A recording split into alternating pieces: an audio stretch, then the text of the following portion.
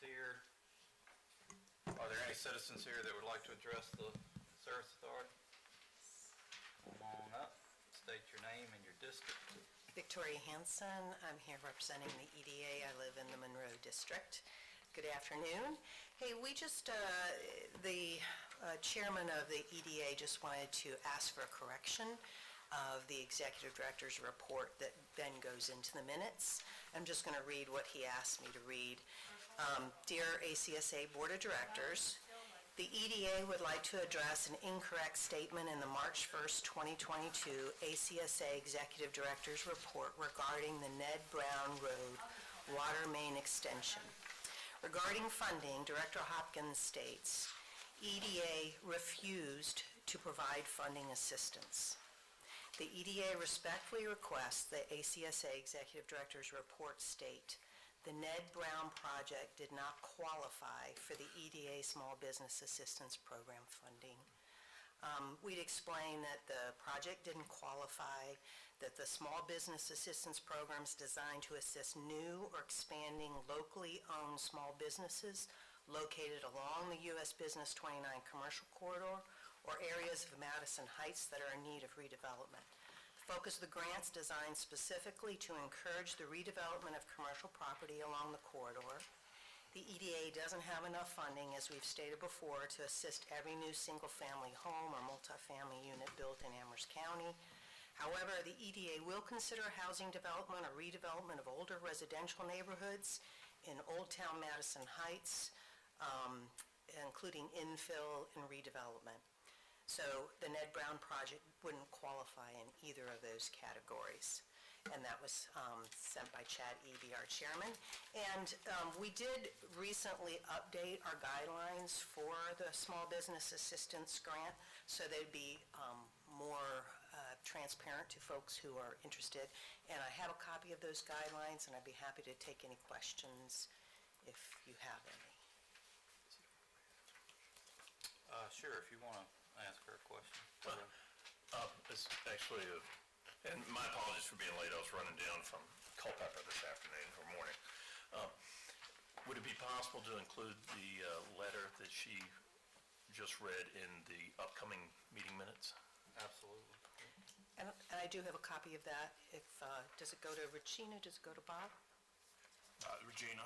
Richie. All right. I'd be happy to leave that. Just wanted to make sure, that as we're talking about it, everybody kind of knows what that grant's for and that we want to assist as much as we can within our guidelines. Sounds good. Not a problem here. Board. Questions? Okay, Thank you. Thank you. Thank you. Thanks, All right. Victoria. I'll make that correction. Sure. I'll give you copies. Just words. All right, the next thing is the approval of the agenda. I move that we approve the agenda. All right, so moved. All those in favor signify by saying aye. Aye. Very good.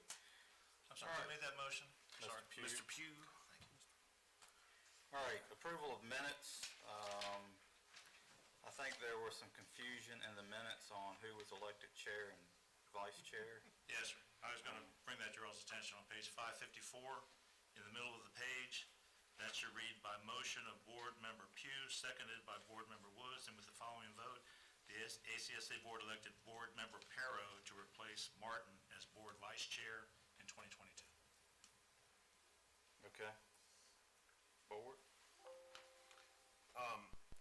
The only other thing we're going to add the minutes, the letter from Mrs. Hanson to the minutes Okay. for, where's it at? Anyway, to the meeting minutes. What I'll do, I'll go ahead, unless there's any more questions, I'll make a motion, we approve the minutes with the so noted changes and the addition of the letter. All right, any discussion? All right. Motion's been made. All those in favor signify by saying aye. Aye. Very good. Motion's approved. All right, monthly financial support, Mr. Hopkins. Yes, sir. Okay, for first month of the year, January, if you look at the staff report, you'll see some pretty significant deficits, and I'm not going to go into all the detail about the VDOT reimbursements, but that will be correct. We had one in January that I need to talk about briefly, and then we'll have another one in May, and that will actually close out the project. But if you look at the first paragraph of the summary. While on the end of the financial report, you'll see a copy of the January of 2021 VDOT reimbursement for $95,000. If you deduct that, like we've talked about in the past, those real big deficits drop to 2.1% and 1.2%, which is essentially not, inconsequential for the first month of the year. So, we had one new water service in January.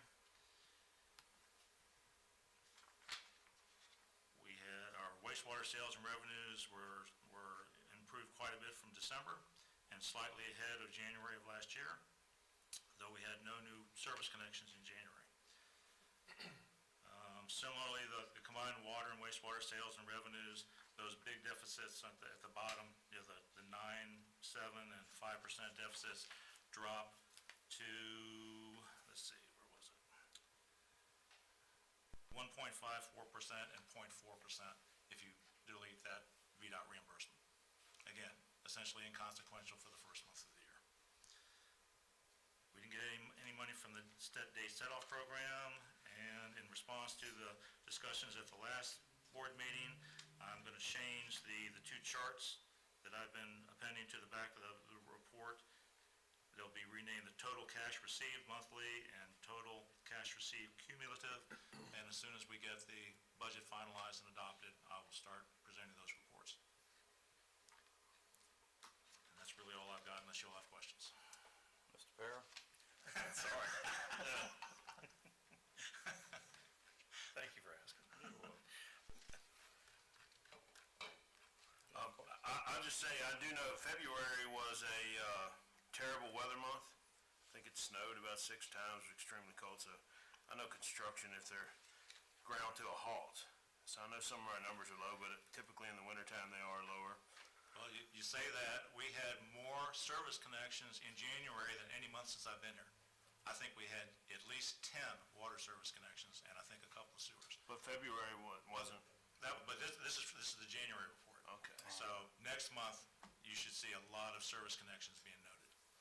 Okay. Anyone else? Can I ask a general question? It's maybe to Mr. Lockerbie. Yes, sir. I was thinking about this as I was driving down and saw the hardships that are implied by having a fiscal year that's different from the county's fiscal year. With the implementation of the county's new system, is it possible, or were the challenges from a accounting/legal basis to adjust the ACSA's fiscal year to align with the county's? From the legal perspective, it's just a matter of you guys voting to do it. I suspect from the operational perspective, it creates a difficulty for Mr. Hopkins and Ms. McBride, which I think in the long run might be easier to have the two line up, as well as, I don't know of anybody else, frankly, I don't know of any other public body that operates on a calendar year fiscal year. But we've been doing it for a long time. So it's really a policy decision for the board to make. If you guys want to make it, we'll make it happen.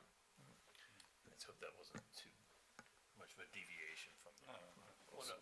Well, is that something we could talk about maybe another board meeting if you all wanted to, and hear from Stacy, hear from our director as to what that all involves?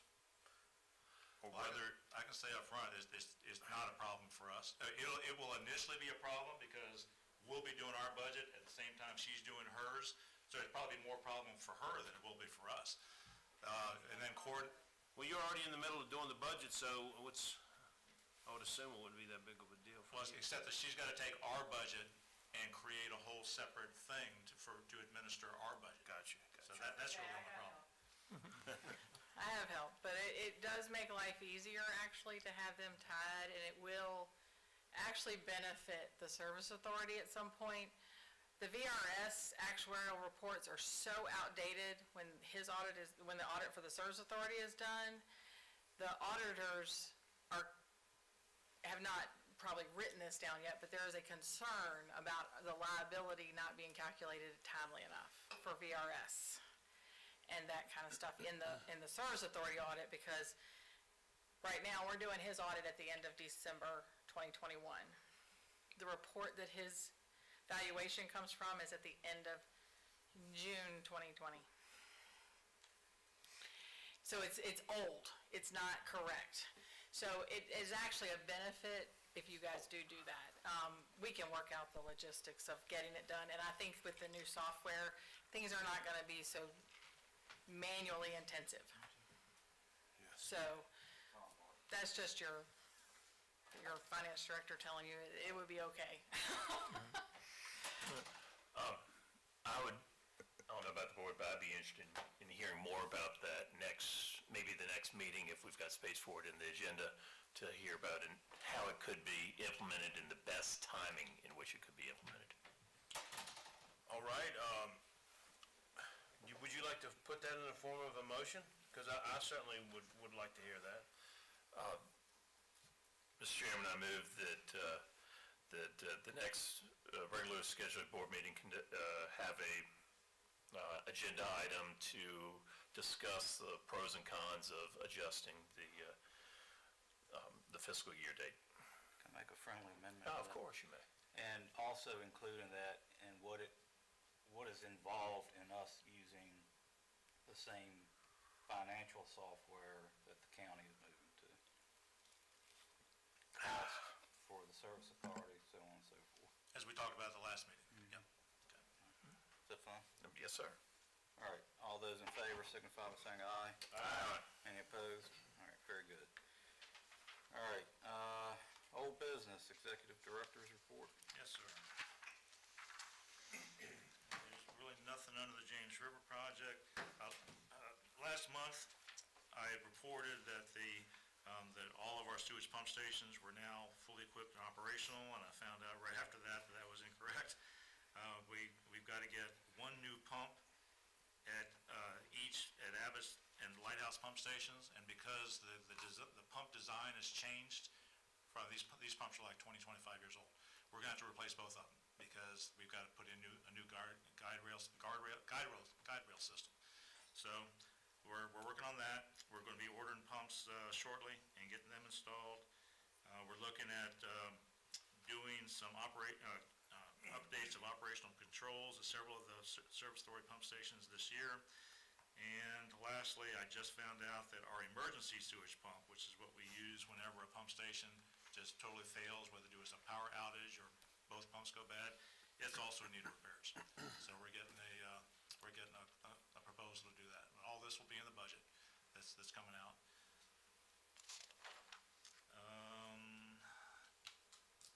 VC Mobile Home Park, there's not an awful lot new. We've got all the materials for the first phase of the work going down Colony Road, and I'm waiting to hear back from the state on the status of the $12,000 reimbursement that I submitted them back in December.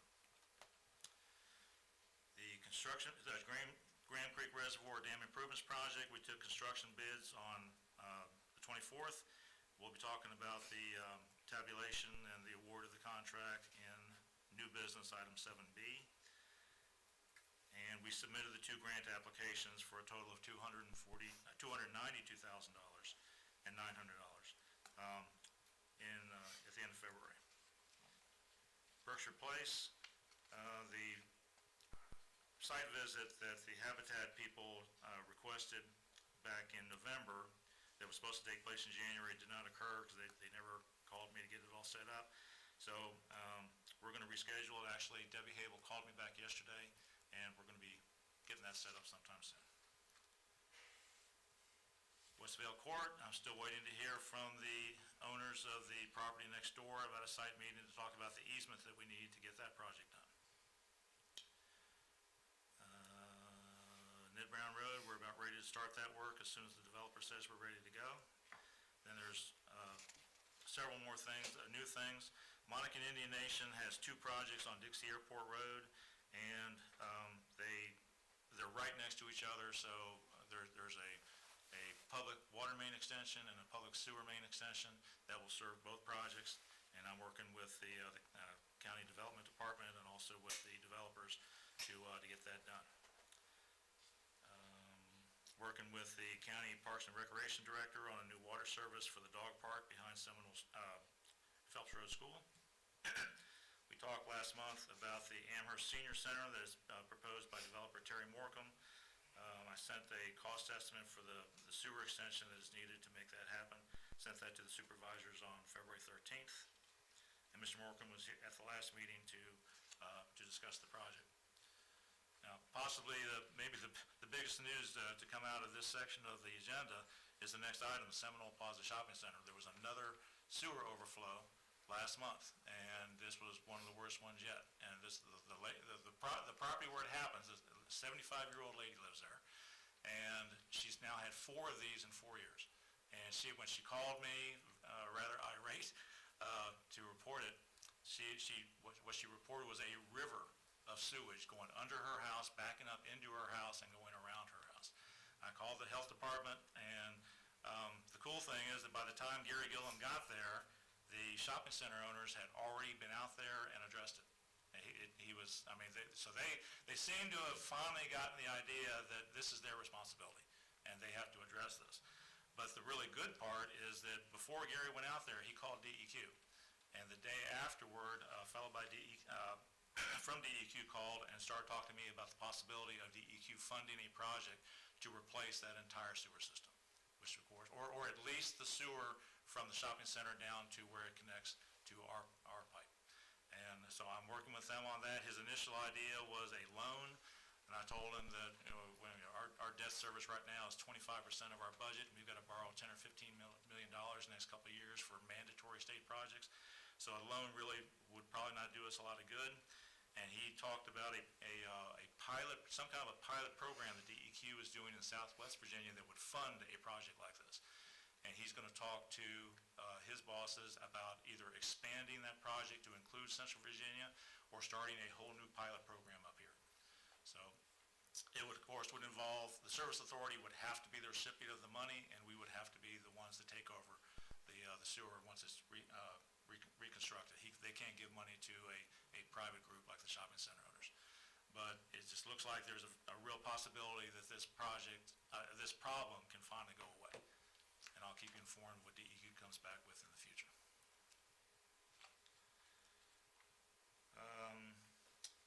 Under COVID-19, the Phase 3 of the Municipal Utility Relief Program, we just finished distributing the money that we got from the state at the end of December, $46,291.28. We helped 171 customers, and as part of that, the way I did it was I administrated it as a 3-to-1 match grant, so that customers who were getting the help would actually pay $1 for every $3 that they got. And because of that, we got an additional over $13,000 from our customers. So the total revenue that's going toward customer arrearages is just under $60,000.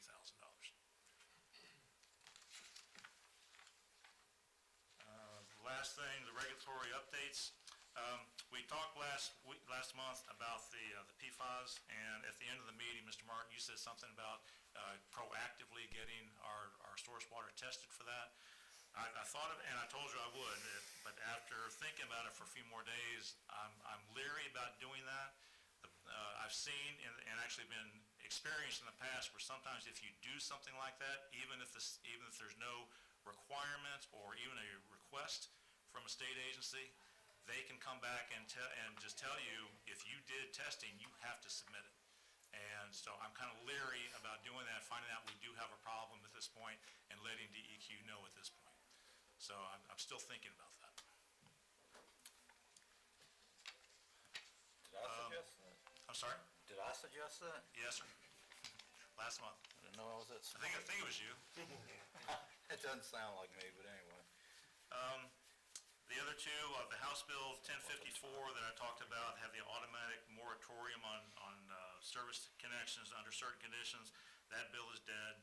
And the other bill that I was concerned about, I figured it would die anyway, but it had to do with government agencies not being prohibited from doing any kind of a work that a private business could do. The whole idea was to promote commercial enterprise and business, and that bill is already also dead.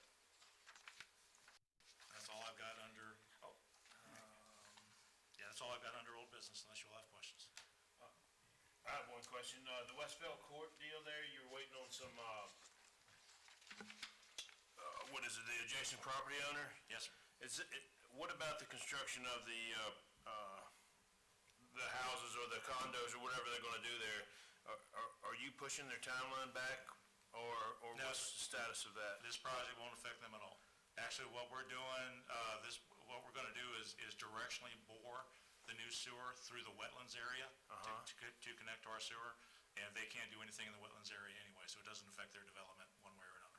Okay. And then, Central Virginia Training Center, heard something on the, have you heard anything through the state, what they're doing? Some money has been appropriated for the Central Virginia Training Center to be... I hadn't heard it had been appropriated. I know Senator Newman. I know that Senator Newman, yeah, I guess it hasn't passed yet, but there was some information I had heard on the radio, matter of fact, and I don't know if any of you all had information on that. He's looking for $25 million, and that's gonna be, it would be applied to the bonds remaining on the project. Mr. Rogers. Yes, sir. The Senate has, on their budget that they sent over to the House, recommended $25 million. The House has not approved it. I just received this afternoon an action alert. I'll be presenting to the Board of Supervisors a letter to send to the relevant delegates this afternoon, asking them to approve it from the House side. So it's made it from the Senate, but not from the House, and we're going to try to put some pressure on the House, and that's where it stands. So there was almost a $3 billion difference between the House and Senate budgets, right? Yes, sir. Which $25 million doesn't seem to be a whole lot compared to that, does it? All right, Thank you. thank you. Board members, anything else? Any other questions? All right, very good. Assistant Director's report. Hello. You know, we've talked about cybersecurity in quite a few board meetings. I keep it on there because it is something certainly to be concerned about. And all utility organizations are receiving messages from federal, from several federal organizations asking us all to be on a heightened state of cybersecurity awareness, especially considering the Russian aggression into Ukraine. And so I wanted to let you guys know about that. We are watching it. We are being cognizant of cybersecurity. We did do we did some checkups, which included running security patches. Antivirus scans were performed on Saturday, on February the 19th.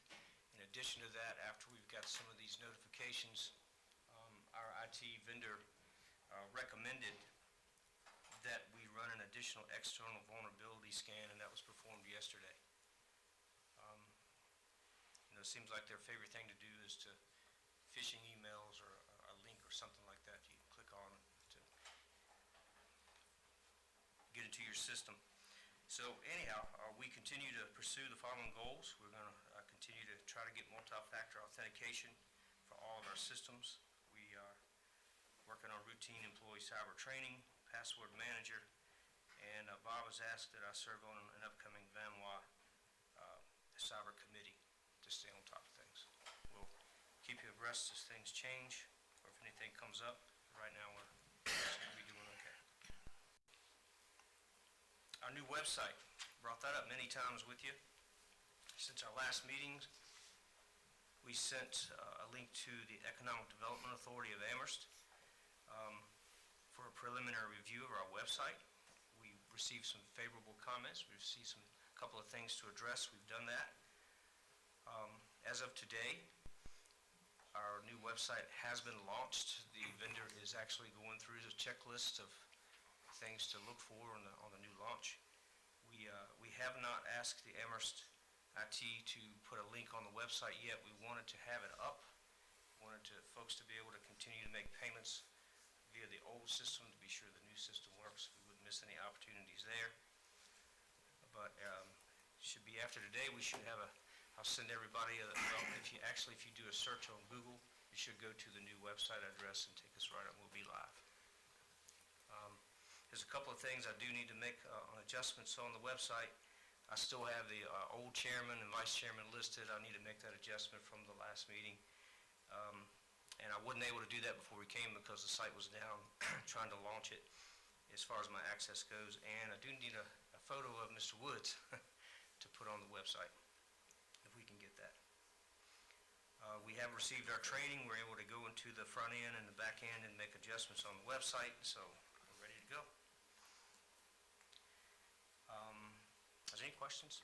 Any more comments on the website? Last time we met, the website was still under construction, and when you were able to review it, there were some things that still needed to be corrected.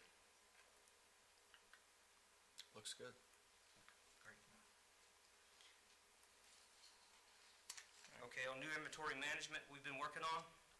The only significant change this month is the ACSA's crew. They've really gotten serious about any adjustments we wanted to make on the inventory, and it's much appreciated. They did organize and performed major housekeeping to our inventory included. I mean, they went as far as painting the shelves. So they cleaned up a lot of things. They got everything neat and orderly, getting things ready for new labeling. It took off quite a bit of scrap metal as well, so I really appreciate their efforts. I wanted to bring it up in the board meeting. And the only thing I have left to report is that our executive director asked that I work on an updated safety manual. So we're going to take the Amherst County Service Authority Manual of Safe Work Practices, will become our new ACSA Safety Manual, which will include several additions and revisions. Okay. Any questions?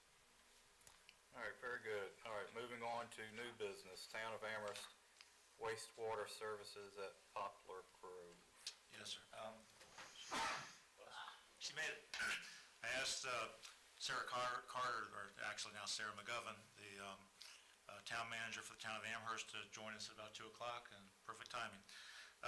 She emailed me last month, I guess it was, and I'll get her to get up and describe the project a little bit, but apparently the Poplar Grove area is looking for wastewater services that we cannot provide. We don't have any infrastructure out there, and the town is willing to do that. They're going to have a developer put in a system, and the only problem they've got is that they need to do their billing the same way we do, based on water meter readings.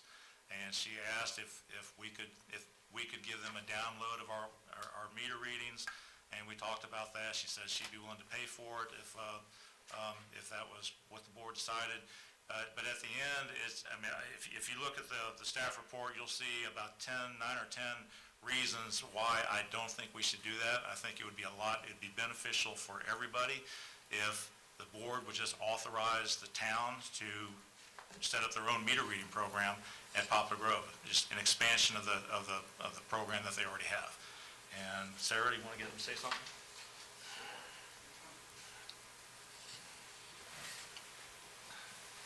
Mr. Rogers told me to look for the on button.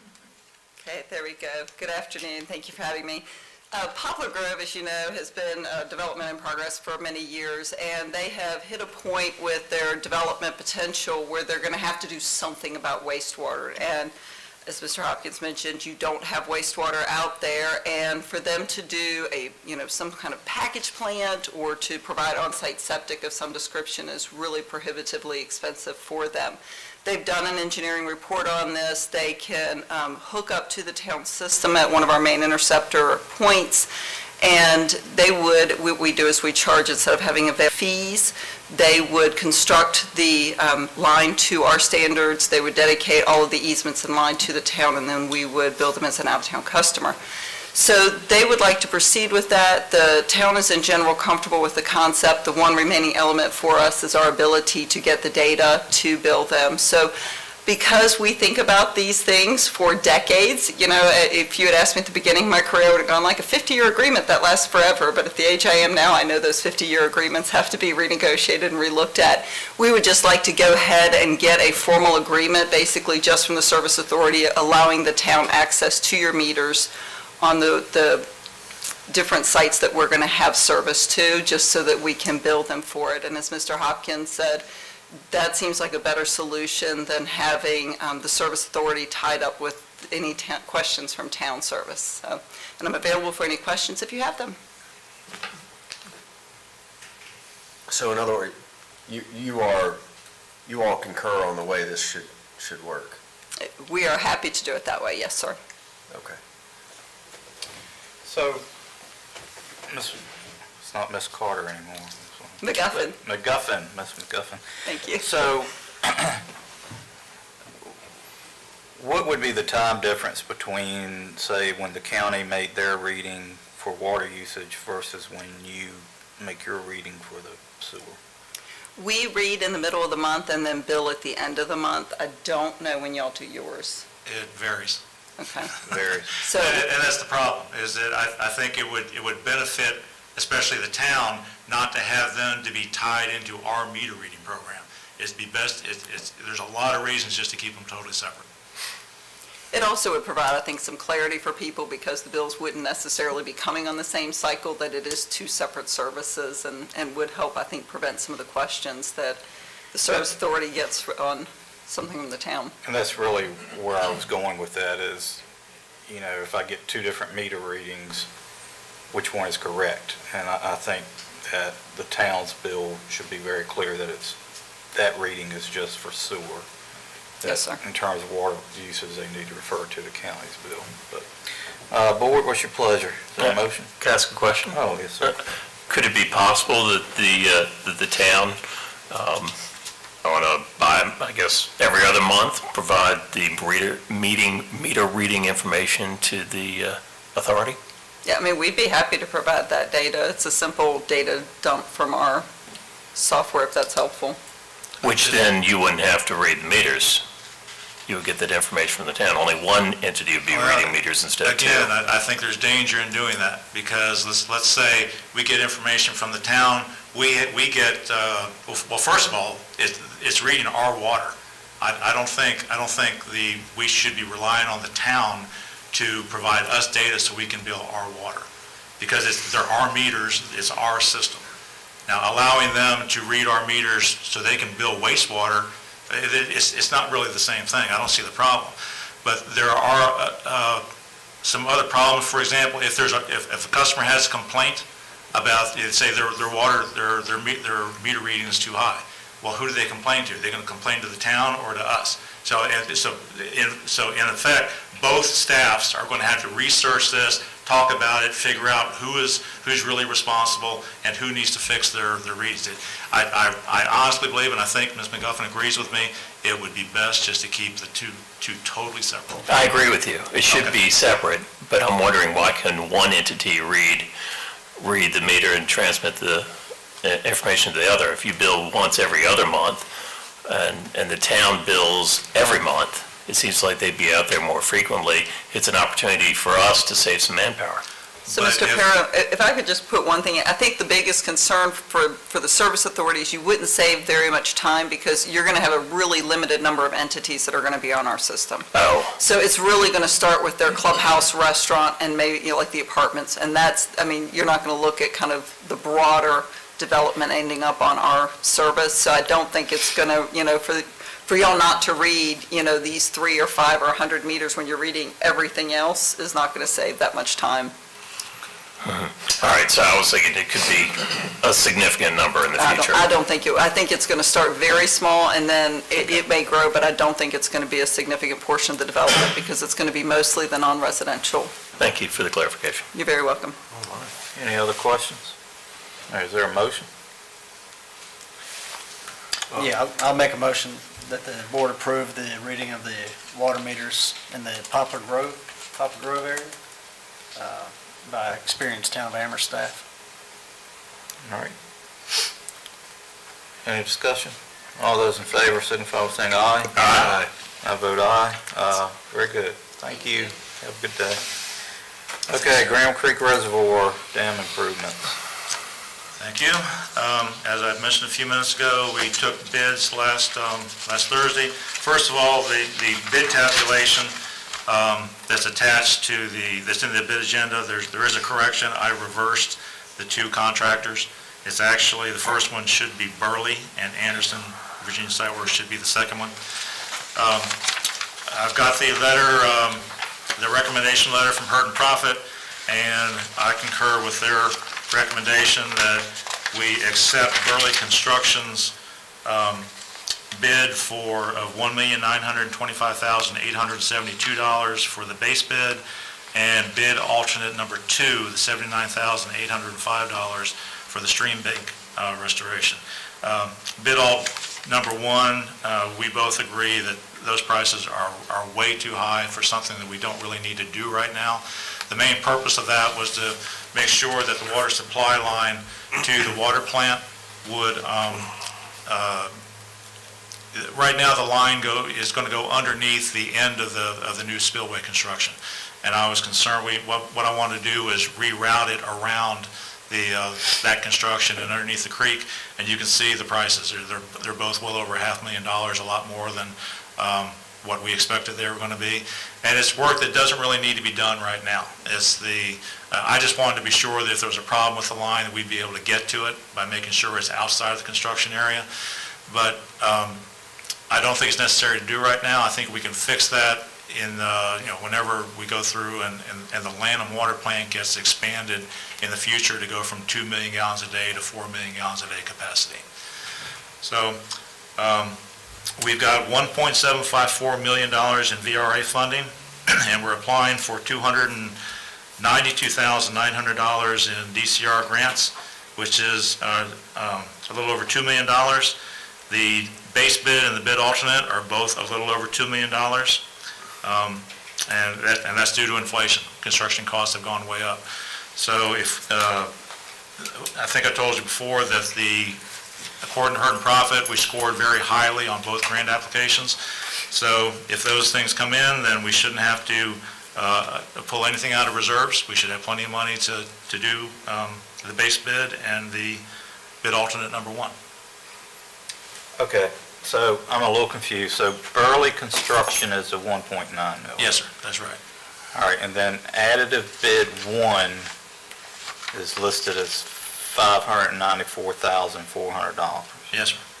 And additive bid 2 is $31,450. So, yes. Wait a minute. All right, no. $79,805. Yes, All sir. right. And what that work is they're putting some stream bank protection to protect the property on the other side of Graham Creek, because this spillway is now going to be steeper. It's going to be all concrete instead of going through riprap. And if we have an overflow, there's going to be a lot of water going down there a lot faster, and it can damage their property. So you're asking us to approve early construction at 1.9 and additive bid item 2? That's correct. Okay. Board, any questions? Yes.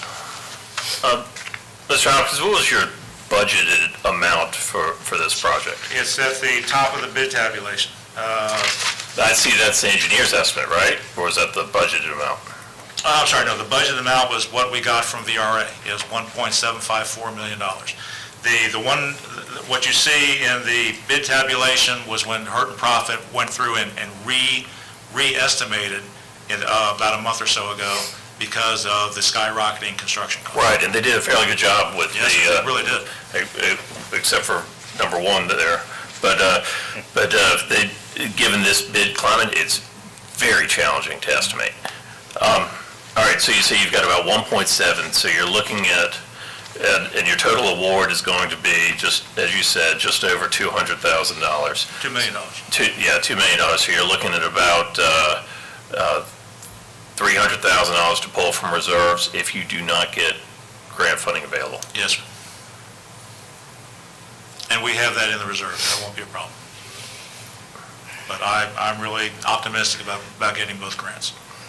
So from a budgeting standpoint, do we have to make that allocation to pull from reserves, or is there anything that we need to do to ensure the funding is available for the project? Or is it just ends up being a budget exceedance that's covered by reserves? Yes, sir. If we get to the point where we don't get the grants or something else happens and I need more money, I would come back to the board at that time and say I need an appropriation to finish the project. Okay, I'm just, worst case scenario, we're not gonna get the grants, so I'm trying to plan for that. All right, and I'm a little nervous to make sure that it is Burley, in fact, that is the apparent low bidder. And you've got some documentation with you that confirms that? Here's the actual award letter, or recommendation letter from Hurt Profit. Oh, And I'll correct that in the meeting agenda.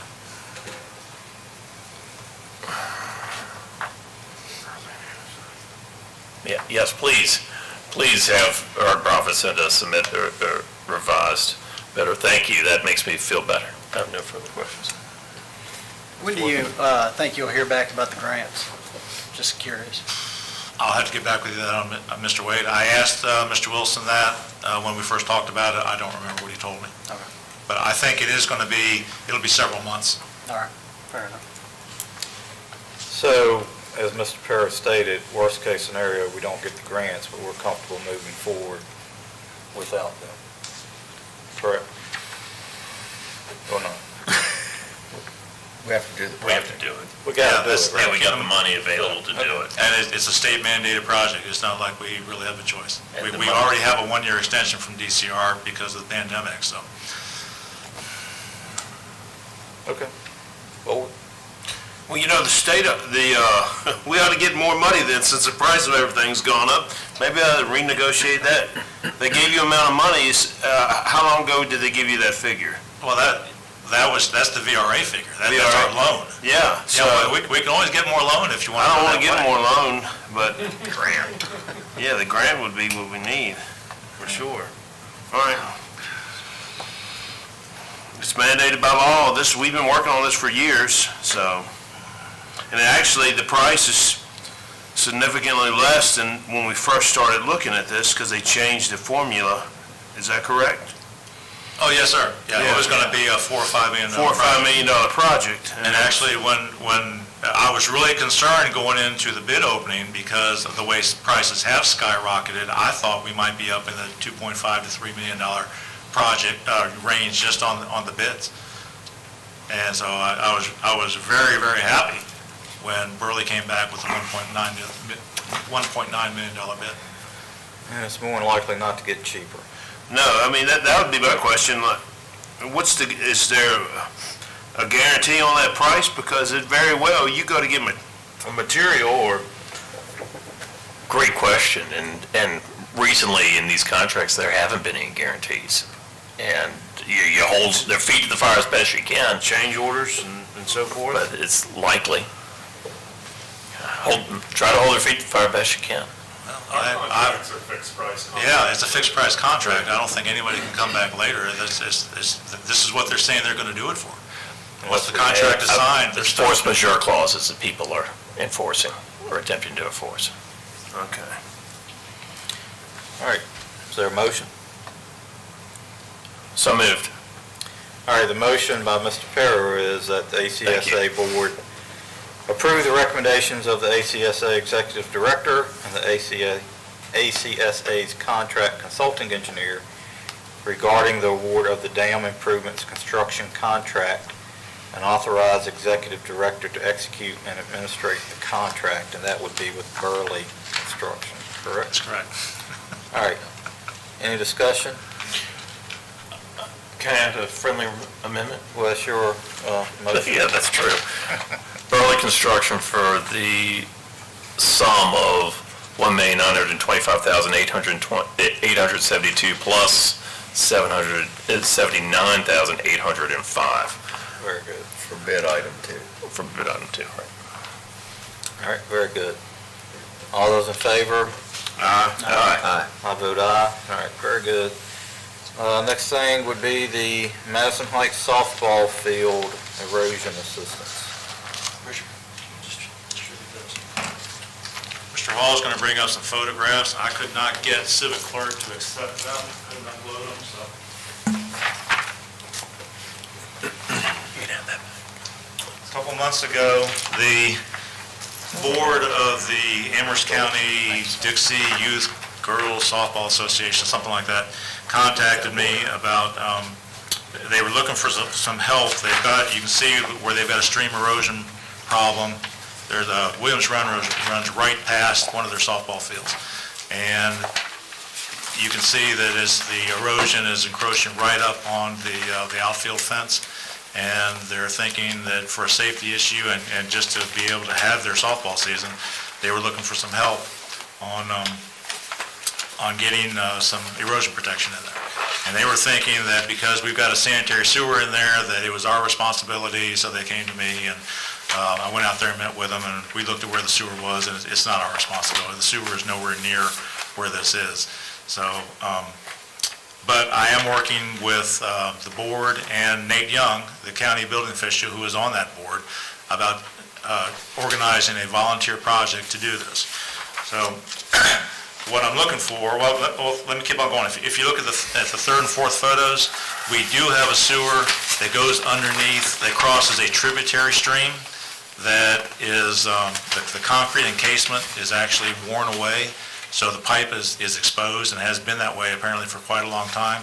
And people walk across that, ride their bicycles and motorcycles across it. I'm real concerned that sewer line is going to break, especially since it's been exposed to sunlight for so long. The PVC is probably very brittle. And so I'm thinking we need to go out there anyway and do a project to rectify that. And what I'm proposing, what I'm asking for is the board to allow me, if I can get an operator that works for us to be willing to do that as part of the volunteer project, for us to be able to use, if we need to, ACSA equipment to work on the stream erosion project, which would also, I mean, we've been talking for years about us doing a project down on James River. This would give our crew some practice in how we want to do this. Now, I proposed to the board that they go to the county and get one of these nonprofit grants. I think it's funded with ARPA or something like that. And I haven't heard back whether or not they're going to do that, but I suggested rather, if you do that, if you get the grant, you could use that to rent a piece of equipment rather than ours. But I haven't heard whether or not they've done anything, so I don't know whether they will get the grant. And I think their season starts in April. So they're asking me or asking me and Nate and anybody we can think of that wants to volunteer to help with this, to get this done as soon as possible, so they can finish getting the fields ready to go. Because what we're probably going to have to do is bring a backhoe. If we use our equipment, bring a backhoe in inside the fence in the outfield, and it's going to tear up the outfield to be able to. That whatever permits are required to work in, near, around that stream are gotten. Yes, sir, we will. I mean, my plan is, it's kind of hard to explain, but, I want to take some concrete slabs. We've got a bunch of them we've been saving for the river project, and actually stand them up immediately outside the water, outside ordinary high water, dump a bunch of dirt in back behind it, compact it, put some plastic on top of that, then just let the concrete flop over. I mean, by the plan approving authorities, whether it be the county, DEQ, whoever Right. has to Corps look of at. Engineers. Corps of Engineers. Yeah, if we need to, we will get those. Pretty sure you're going to need to. All right. Yeah. So, This looks like a can of worms, yeah. too, because that's all of a sudden excavation. It wouldn't surprise me if the Corps of Engineers would require you to get that, or VMRC, or whomever would require you to get that below the creek bed.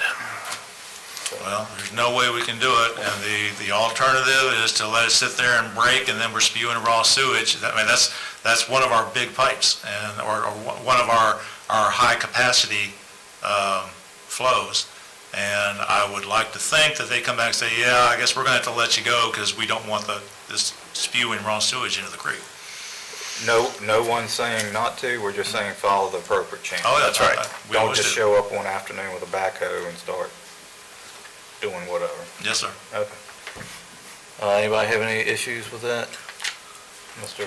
Not at all. I think it's a great idea to help them. If you don't do something now, you won't have a field there in the corner. Is there a motion? I make a motion that the ACSA Board authorize the ACSA Executive Director to employ ACSA equipment and volunteer staff labor to assist with the arrest of stream bank erosion at the Madison Heights softball field property. Very good. All those in favor? Oh, you got something? Oh, no. Maybe. No, aye. All right. All those in favor signify by saying aye. Aye. I vote aye. Very good. Miscellaneous matters. Two brief things. We had two operators water operator Berkeley Taylor, who joined us last July, got his Class 4 license in February, and Wynton Tyree, who is the son of Benny Tyree, who worked for the Service Authority for 37 years, actually, he started actually the 7th. I forgot to fix that. He's starting next week on the 7th as a meter reader, utility service worker operating out of the Service Authority Water Office. And several months ago, I reported damage to one of our sewers that was done by Luminous Technology, which is now Segra. And I had sent a letter and an invoice to them for damages back in, I think it was in October, for almost $6,000, and we got a check for that amount in February. And that's all I've got under miscellaneous. Very good, thank you. All right, ACSA County Memorandum of Understanding. Okay, well, this was tabled from last month. I sent you all an updated staff report on the 24th, and it is attached to the board meeting agenda. My personal feeling is that, as written, this thing is monstrously inequitable and unfair to the Service Authority. And I gave you several examples in here. If this had existed 2 years ago, it would have cost us over $200,000. With the Phelps Road project, the water main, the transfer station water line project, and we can fix it very easily by removing the two sections,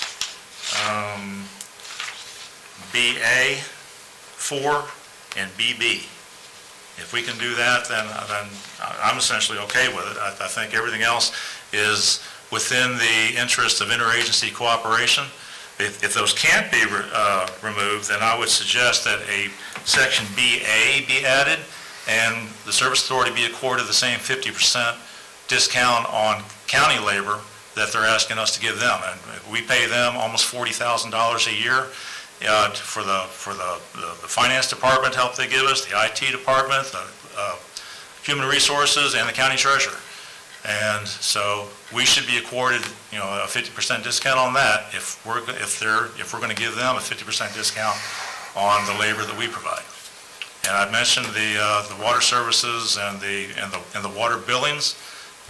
You're talking the potential of us losing an awful lot of revenue that we cannot afford to lose. It can be adjusted, fixed by just removing those two sections. And that's what I'm asking that you recommend to the supervisors to direct staff to do. Or, there's always an or. There's really, what this stems from is, I believe last year, the Service Authority went to the Board of Supervisors, or Mr. Hopkins did, and there was some historical procedure to discount the disposal of sludge at the landfill, right? Okay. So, the board said, okay, we will give you a 50% discount on the disposal of sludge, right? Right. Which happens a lot every 5 years. There's a big clean out, and then I believe you told me it's like probably less than a dump truck load periodically. Yes, sir. Okay. So I think that has mushroomed into, maybe tit for tat is a bad example, bad wording, but the county is saying, okay, where's our discount? So in my mind, we could do one or two things, because I think discounting water and all those things would end up being not really good business decisions for the Service Authority. So I think we could either A, say, yes, county, we will be willing to extend to you an equal amount of discounts per year, right? Or we could say, well, county, thank you, but we'll just go ahead and pay for our sludge, right? And we'll budget every 5 years, and we'll just pay for the sludge, which would probably be the best thing to do. What was the last bill, $19,000? Yes, sir. So $4,000 a year. Just pay them $19,000 and be done with it. That's just my thought at the moment. I think that makes sense. It then incentivizes us to figure out a way to dewater the sludge better or seek other alternatives for disposal of the sludge. Because as you know, you pay by the weight. So the more you can dewater something, more weight you can shed. Do you have a way to dewater it? We can come up with one. I mean, I've proposed putting drying beds up at the reservoir. We've got a field up there where we could do it. Now, the problem with that is that, of course, it drains toward the reservoir, so we'd have to be really careful about that.